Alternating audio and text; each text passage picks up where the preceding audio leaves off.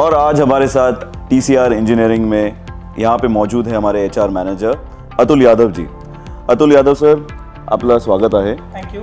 आज तुम्ही अतुल यादव सरांना बघितल्यावर असं वाटतंय की हे एक स्पोर्ट्समॅन आहेत, हो की नाही? म्हणजे ते मॅरेथॉन पण धावतात, त्याचबरोबर ते क्रिकेट प्रेमी आहात ना आपण? आणि कुठल्या वयात?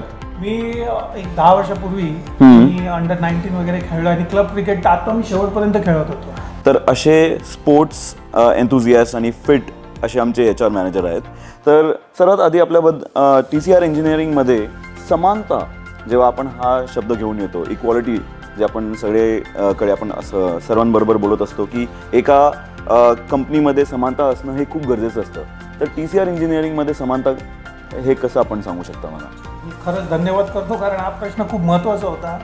त्याचं कारण असं सांगतो तुम्हाला, इक्वालिटी हा आपल्या TCR मध्ये असं आहे की आमचे जे ओनर आहेत रोहित बाफना, ते खरंच त्या व्यक्तीचं जे थॉट आहे ना ते एक वेगळ्या लेवलला आहे। त्याचं कारण सांगतो, आम्ही असंच एक फंक्शनला गेलो होतो, डिनर करत होतो आणि म्हणजे मीटिंग करत होतो आणि त्यांनी मला असं बोललं की अतुल, मला ना सर हा प्रश्न आवडत नाही, सर हा प्रश्न आवडत नाही। कारण काय? तर त्यांनी मला त्याचं पूर्ण सरचं जे पूर्ण म्हणजे वाक्य आहे ना ते सांगितलं की स्लेव आय रिमेन, याचा अर्थ मी तुमचा गुलाम राहील। बरोबर, हे इंग्रजांनी चालू केलेली गोष्ट होती। बरोबर, मला बोलले अतुल, हा प्रश्न मला हे म्हणजे सर बोलणे मला पटत नाही। अख्ख्या TCR मध्ये, पूर्ण TCR मध्ये त्यांनी क्लिअरली सगळ्यांना सांगितलंय की मला ईमेल लिहिताना किंवा मला आवाज देताना फक्त आणि फक्त रोहित बोलला पाहिजे। आता ह्याच्यावरून तुम्ही समजू शकता की TCR मध्ये इक्वॅलिटी काय। तर आपल्याला जर रोहित बाफना यांना जर बोलायचं असेल तर आपण कसं ॲड्रेस करतो?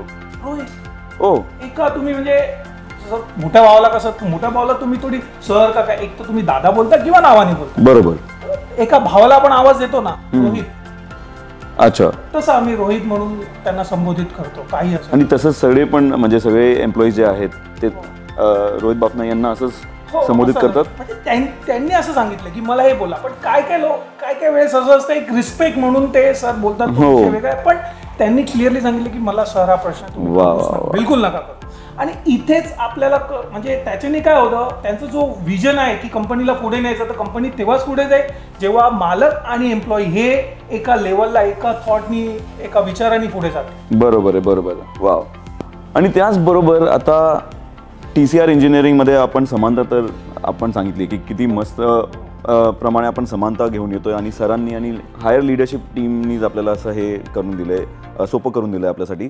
आता त्याचबरोबर ॲज अ टीम TCR इंजिनिअरिंगमध्ये टीमवर्क हा जो भाग आहे त्याबद्दल मला जरा सांगा।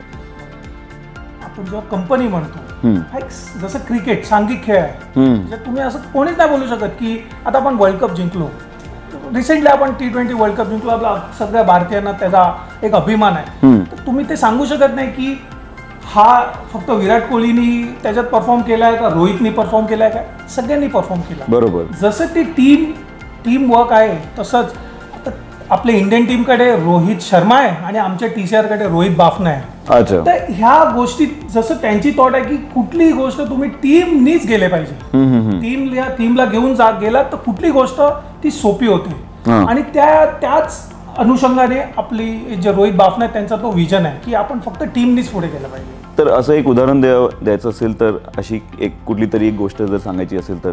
भरपूर उदाहरण आहे तुम्हाला। आता बघा, त्यांनी एक ग्रुप, प्रत्येकाला ग्रुप बनवलाय, सेल्सचा ग्रुप आहे आणि एक ह्याच्या आधी आमच्याकडे 3 वर्षापूर्वीपर्यंत आमच्याकडे ग्रुप नव्हते, व्हॉट्सअप ग्रुप।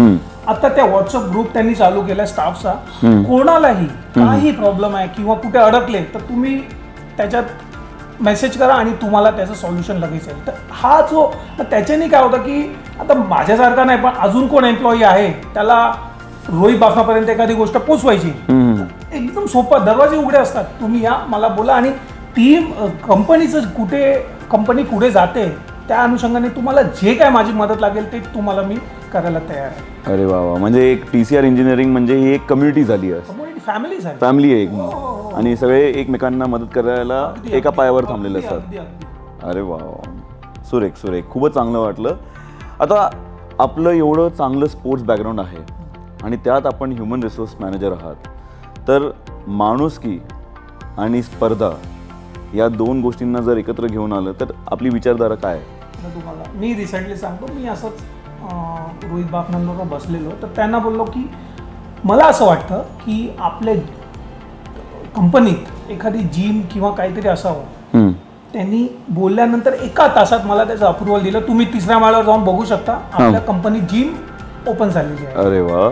आणि आता रिसेंटली स्पोर्ट्सचं त्यांचं व्ह्यू काय असतं की एखादा स्पोर्ट्स पर्सन असेल तर तो नक्कीच टीमच्या जिंकण्यावर कॉन्सन्ट्रेट करेल, नाहीतर की काही व्यक्ती असतात की माझं काय होईल. पण जर तुम्ही स्पोर्ट्स पर्सन आहात तर नक्कीच तुम्ही तुमची टीम कशी जिंकेल.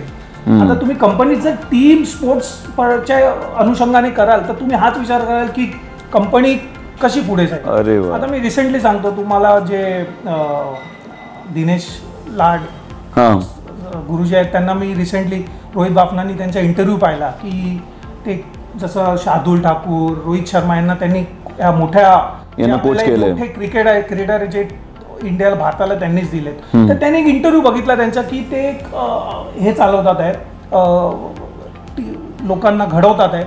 तर त्यांनी मला लगेच सांगितलं की यांना तू भेट आणि आम्ही एक पर्टिक्युलर त्यांना मदत करायची आहे. तर मी लगेच त्यांना कॉन्टॅक्ट केला, कारण मी क्रिकेट फील्डमधला असल्या कारणाने माझा कॉन्टॅक्ट लगेच झाला. त्यांना लगेच भेटलो आणि रोहित सरांनी रोहितने जे दिलं होतं द्यायला ते मी त्यांना देऊन, मग त्यांनी फोनवर पण सांगितलं. म्हणजे कुठेतरी हे जे रोहित बाफनांचं जिचं जे विजन आहे की नुसतं काम नाही तर एक स्पोर्ट्सला पण आपण कुठेतरी एनकरेज केलं पाहिजे, हा त्याच्यातला त्यांचा उद्देश. आणि ऑफकोर्स आणि स्पोर्ट्समधनं खूप काही नवीन नवीन गोष्टी शिकायला मिळतात जे आपण आपल्या कॉर्पोरेट वर्ल्डमध्ये पण युटिलाइज करू शकतो. सगळ्यात महत्त्वाचं तर जिद्द. हो, तुमच्याकडे जिद्द असणं गरजेचं आहे. बरं, होणार नाही होणार तो विषय वेगळा आहे. काय नाही झालं तर काय, ऍटलीस्ट तुम्हाला अनुभव तर मिळेल, हरलं तर अनुभव तर मिळेल, तर तो अनुभव ऍड होतो. हा त्यांचा विचार आहे की त्या हिंदीत बोलायचं तर हुआ तो नहीं हुआ बट तुम लोग कोशिश तो करो. वो तो बात है. आज ईमेल रायटिंग तुम्हाला सांगतो, अख्ख्या कंपनीत ईमेल रायटिंग 99% लोकांना ईमेल रायटिंग हे आमचे जे कंपनीचे मालक आहेत त्यांनी त्यांची शिकवण दिली की ईमेल शिवाय तुमचं आयुष्य काय नाही. आणि खरंच आहे, ते स्वतः अनुभवलेलं आहे. तर मी पण कुठेतरी ऐकलंय की रोनाल्डो, मेसी, विराट कोहली हे सगळे चांगले आणि उत्तम प्लेयर्स आहेत, वर्ल्ड प्लेयर्स आहेत.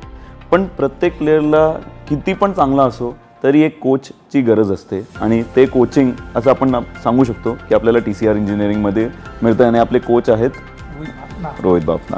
जसं मी सांगितलं, इंडियन टीमकडे रोहित शर्मा आणि आमच्याकडे रोहित बाफना. बरोबर आहे. तुम्ही नक्कीच, तुम्हाला वेळ मिळेल तर त्यांना एकदा भेटा, त्यांच्यावर तुम्ही बोलाल तर तुम्हाला नक्कीच ती गोष्ट कारण मी बोलला आणि तुम्ही अनुभव ना, हा खूप आहे. नाही, मी अनुभव ऑलरेडी घेतला. सरांनी मला खूप चांगली म्हणजे टूर पण दिली, तर खूप मजा आली. So thank you so much. Thank you.